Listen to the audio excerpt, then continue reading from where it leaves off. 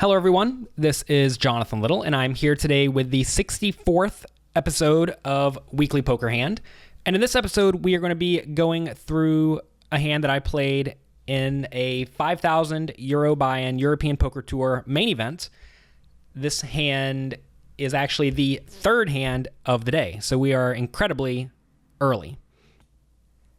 This hand and the next four are going to be brought to you by my newest book, Jonathan Little's Excelling at No Limit Hold'em. And I'm incredibly happy with this book if you have not checked it out already. And if you have, please share it with your friends because I'm sure you are loving it. I got together 18 of the people who I perceive to know the most about poker and who can offer you the most unique insights. I am in a unique spot where I get to travel around the world and play poker at the highest levels with a very wide range of players. And in playing with them, I get to talk to them and learn a lot about their strategies. And I handpicked these players to be part of this project, and they can all add a huge amount to your game. Each author in this book had an individual chapter. So, for example, I learned a lot about Olivier Bousquet from playing with him on the high-stakes circuit in Europe, and turns out he knows a lot about heads-up poker. So he wrote the heads-up chapter. We have other players like Alex Fitzgerald, who I only played with a few times, but I was very impressed with every time. And he has a large chapter on how he approaches multi-table tournaments. And there are a lot of other great authors involved, including Mike Sexton, Phil Hellmuth, et cetera, et cetera, et cetera. The list goes on and on.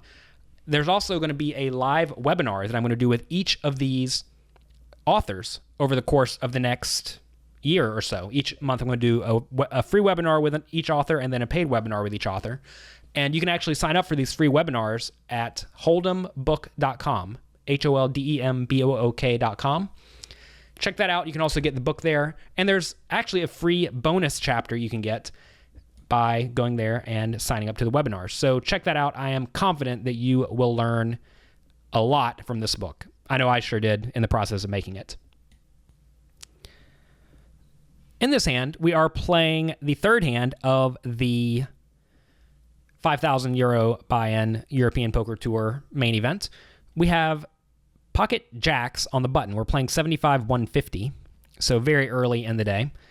It goes raise to 400 and a call. Asian kid raises under the gun. 50-year-old European guy calls in second position. We have 30,000 chip stacks, and it folds around to me after the raise to 400 and the call. And I decide to make it 1,500 pre-flop. I'm going to go ahead and go for full value. I think that I would actually not mind calling this hand pre-flop a decent amount of the time, mainly because you typically do not want to re-raise under-the-gun raisers because they should have stronger than average hands. But early in the tournament, I'm okay with re-raising this, especially just to see what's happening. And also, we are against an Asian kid, and quite often you will find that Asian kids are more aggressive than the standard opponents. So I make it 1,500. You definitely have to stereotype a little bit when you are playing poker with no reads. Do not think negatively of it. It's just how the game goes. And if that offends you, I apologize. But you have to be smart, and sometimes you have to go off of very little information. So I make it 1,500. Both of my opponents call, which is not too unexpected. I do expect them to have reasonably good hands most of the time. So the flop comes 6-5-2, two spades. A reasonable flop. I obviously lose to the sets, but besides that, I think I'm in pretty good shape. So they check to me, and I'm going to go ahead and make a continuation bet. I bet 2,200 into the 4,700 pot. And this is purely for value. I think my opponents can easily call with worse made hands, and I think they could also call with draws. If I get check raised, I'm going to be pretty sick, and I think I actually have to fold, even if I have a read that someone may be loose aggressive. But again, we have to just, whenever I'm going purely on stereotypes, I'm never going to make a big read based on that. I think that's probably a mistake. So I bet 2,200. And then, under the gun player makes it 5,200. And then, the second position guy makes it 11,500. And now at this point, I recognize I am completely crushed. And I think my hand pocket jacks here is actually somewhat irrelevant. I think this is a no-brainer fold. So then the question becomes, what if I had pocket aces? Would I fold? And I think the answer to that is easily yes, because pocket jacks and pocket aces are actually very similar in this spot. I think one of these two opponents is going to have a set or better. It's kind of hard to have a straight, but one doesn't have a set a huge amount of the time. I think I'm most likely against some sort of or two ranges containing sets and good draws. So what is a good draw on this board? A good draw is the ace-high flush draw, maybe ace-4 or ace-3 of spades. Then the open-ended and gut shot straight draws, so like 9-8 of spades, 8-7 of spades, 7-4 of spades. 4-3 of spades is obviously a straight, although it's pretty difficult for either player to have it. But again, we are playing the early levels and we don't know much about our opponents, so those hands are possible. And then sets, of course. So I'm folding pocket aces. So next question becomes, am I folding 5-2? If I happen to have 5-2, which I never do. But you want to go through the hand rankings and see at what point do I start having to be priced into call. And I think 5-2 is actually a pretty easy fold as well. 6-5 I think is an easy fold. So pocket twos now. What do I do with pocket twos? I think that's probably close, but I think that is actually a fold as well, as nitty as that sounds. Because I think I'm going to be against purely good draws and sets, and I'm crushed by the sets, and I'm just barely ahead of the good draws. But notice I'm against two of those ranges, right? And that makes it way more likely that one of the guys has pocket sixes or pocket fives. So pocket fives, what do? I think at that point I'm roped into going with a hand. I don't like it at all. I'd be very sick about it, but I think I would go with it. Although I could be easily convinced that folding is the right play, because if I fold, I still have 26,000 chips. And if I call and lose, I'll have just stone 0. And you really don't want to have 0 chips on the third hand of the tournament. That is not what you are going for. So pocket fives could even be a fold. Pocket sixes, I'm definitely just going with it, because then it's too likely I'm against someone who has pocket fives or pocket twos.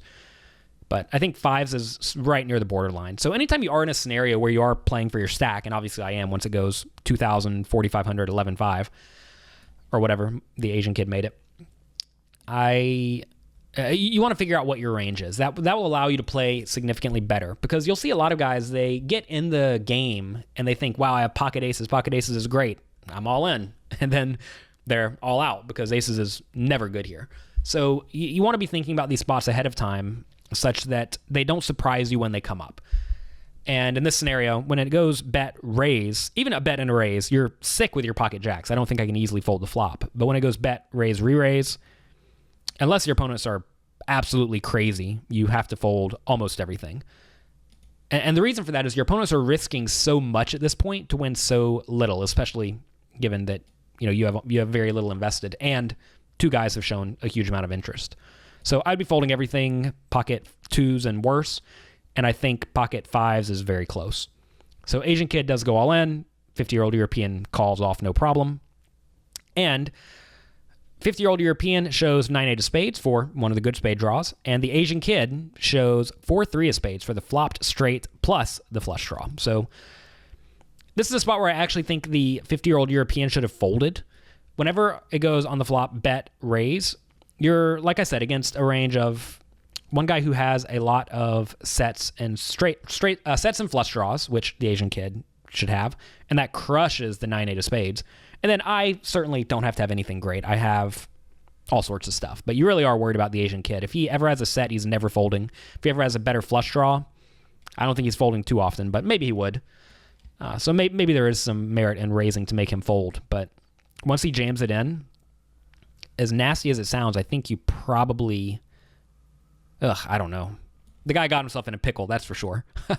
You definitely don't want to be getting it all in with a 9-high flush draw when your opponent has a straight or a set. So... not where you want to be. But I think the Asian kid actually played it pretty well, assuming he thought that I had a good hand or the 50-year-old European had a good hand. If he thinks we both have nothing, I don't love it quite as much because it's too likely we're going to fold. You'll find that in general, check raising the low card boards like 6-5-2 is very difficult to defend against. So I like it as a bluff, but if he thinks it's going to make us fold a lot, then obviously he doesn't want to be doing that.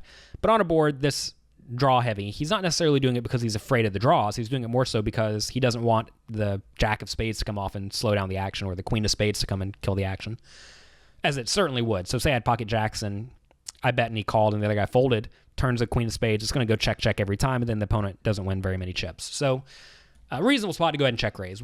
Whenever you are very deep stacked, you want to check raise early in the hand. You very rarely want to wait until the turn of the river to check raise when you're check raising for value, because it looks incredibly strong. And the last thing you want to do when you are incredibly strong is let your opponents off the hook. So Be sure to check back next week for part 2 of this 5-part series. And also be sure to check out Excelling at No Limit Hold'em. You can get that either at excellingatnolimithold'em.com, but since that's a little bit long, I figured hold'embook.com would be easier. Just holdembook.com. Check it out. I hope you enjoy the book. I worked really hard on it, and so did all the other authors. So let me know what you think. And if you enjoy this podcast, please share it with your friends. That is by far the best way to help me out, because if no one listens to this, I'll probably stop making it. So be sure to check back next week, and I will talk to you then.